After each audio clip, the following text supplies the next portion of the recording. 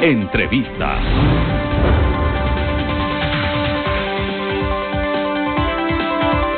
Siete de la mañana, 20 minutos. Saludamos a René Sánchez, exdirector del Servicio de Rentas Internas. ¿Cómo le va? Buenos días. Buenos días, ¿cómo está, Javier? Gracias por aceptar esta invitación y bienvenido. ¿Este pago anticipado del impuesto a la renta es lo correcto, dadas las circunstancias que vive el país? Bueno, es una crónica de una muerte anunciada, como quien dice, porque cuando fue expedido el proyecto de ley de apoyo humanitario, recuerde usted que el Ejecutivo envió a la Asamblea, incluyendo dos contribuciones, una para las personas naturales por los ingresos mensuales y otra para las empresas que habían ganado más de 5 millones el año 2019.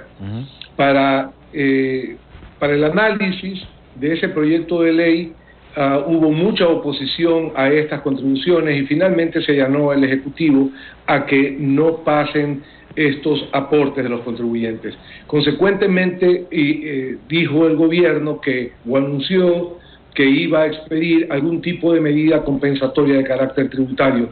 Lo que pasa es que desde abril para acá ha ocurrido algunos meses, la situación se ha complicado y se esperaba algún tipo de medida como esta, como la del pago anticipado.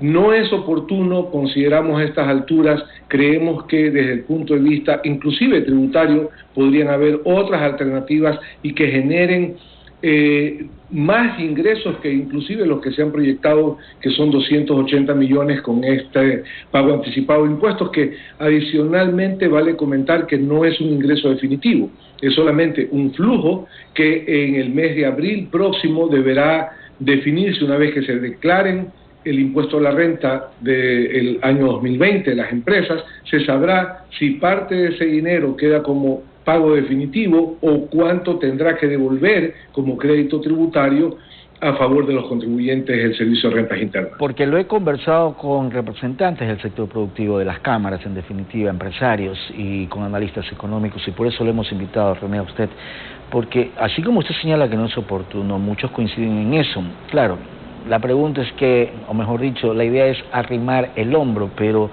arrimar el hombro en estas circunstancias, dado que las empresas también atraviesan una verdadera situación crítica, es más bien quitarle esa capacidad de poder invertir, digo yo, para poder generar empleo, ¿no? Por una parte, y la otra es que la realidad de la base de cálculo que se está utilizando es en función de la utilidad contable del primer semestre del 2020. Claro. ¿Y eso qué quiere decir? En función de las ventas. Pero ¿qué es lo que ocurre? En la práctica, lo que está sucediendo es que las empresas venden pero no cobran. Entonces, la venta es una ficción de ingreso recibido. Para efectos tributarios, se declara en base de los ingresos no necesariamente obtenidos, sino de los ingresos que se esperan obtener por la facturación emitida. Pero hay una cadena de atraso de pago. El propio gobierno no le paga a los proveedores. Los clientes se demoran en pagar también a sus proveedores, en este caso a las grandes empresas. Existen devoluciones en este momento, ventas que se hicieron a comienzos de año, que haya estado en stock de distribuidores, es producto de devolución también, de tal manera que aquella utilidad contable en la práctica se convierte en una ficción de renta. No hay que esperar realmente hasta final del ejercicio económico que va del 1 de enero al 31 de diciembre para saber cuál es la realidad de la rentabilidad de una actividad económica. De tal forma que sí, hay estos inconvenientes y como digo, pudieran haberse adoptado otras medidas que inclusive hubieran podido generar más ingresos. Si no es oportuno, ¿cuáles son esas otras medidas que hubieran podido generar ingresos, René? Por ejemplo, el hecho de que se estimule la repatriación de capitales. En todos los países ha ocurrido, que están en el exterior, en todos los países ha ocurrido el hecho o el fenómeno de que existen miles de millones de dólares fuera de cada país. ¿Y cómo estimulamos esa repatriación de capitales? Sí, en el Ecuador se estima que 35.000, 40.000 millones de dólares tienen los ecuatorianos fuera del país. Para esto hay una ley modelo que se ha usado en casi todos los países adheridos al Foro Global, y esta es la de que aquellos ecuatorianos o empresas que traigan esos dineros y lo inviertan en actividades productivas por lo menos por 3 años, paguen una tarifa mínima del 1% o del 2%, y aquellos que declaren los capitales que tienen en el exterior y no los traigan, paguen una tarifa entre el 6 y el 8%.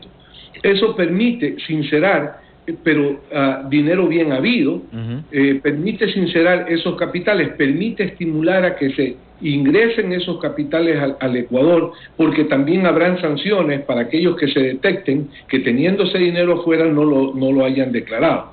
De tal manera que esta es una medida que la ha utilizado en América del Sur, si usted ve de México estas circunstancias, hasta todos los países. En estas circunstancias.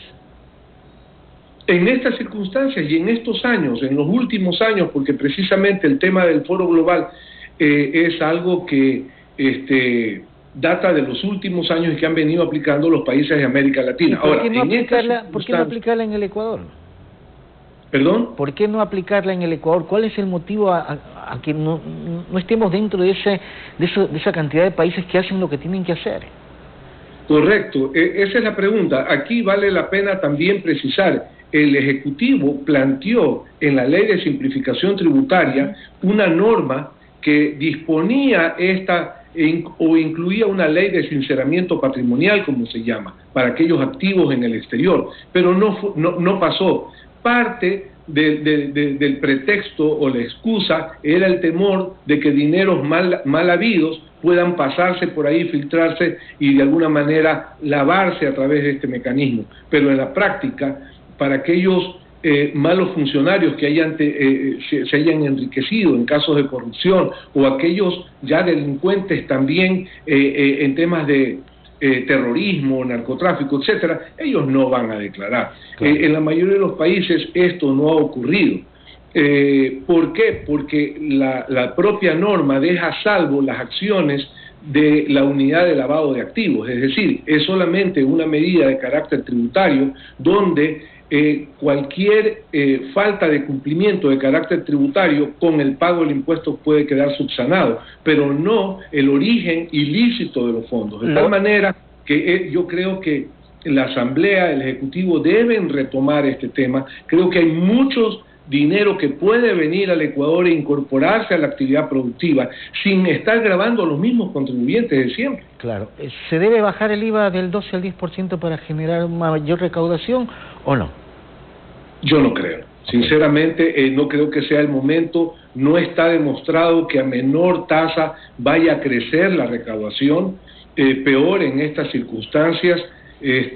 También tenemos que estar conscientes que el presupuesto general del Estado se nutre de los ingresos tributarios, sí, pero y que se nutre como el IVA es importante. Se nutre porque tiene que pagar sueldos y salarios del sector público, y usted tiene que saber las cifras. El año pasado más o menos se recaudó a través del Servicio de Rentas Internas 14.000 millones de dólares, 9.000 y un poco más fueron para sueldos y salarios. No puede ser eso.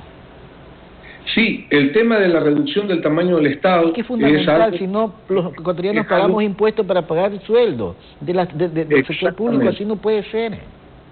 Ese es un problema crítico de la economía nacional que se viene abordando, pero tiene un problema social también de fondo, donde mientras se va haciendo esfuerzos por reducir tamaño del Estado, tampoco el Estado tiene todos los recursos para ir liquidando a todos estos funcionarios que salen. Sí, pero el Estado siempre está incrementando el personal y no hace todo lo contrario que debe hacerse, y entonces sigue el aumento del personal, nos van con más impuestos y seguimos pagando más el aumento del personal del sector público. Esto no es así. No debería ser así, deberían haber normas que impidan el crecimiento, así como hay límites para la deuda pública, debería haber límites para el sector público desde el punto de vista de puestos de trabajo. Y eso lo puede proponer la propia Asamblea, como bien digo, como límites al endeudamiento, límites también al servicio público. Sin duda alguna, y se requieren una serie de reformas para eso también, ¿no? Así es. una reforma legal, es importante en este sentido, pero el tema del anticipo, que era el tema de fondo, como digo, no parece ser el más oportuno ni la medida más conveniente desde el punto de vista tributario. René, quiero agradecerle por haber estado con nosotros esta mañana. Buen día. Buenos días, gracias por la invitación. Gracias. René Sánchez, exdirector del Servicio de Rentas Internas, 7 de la mañana con 30.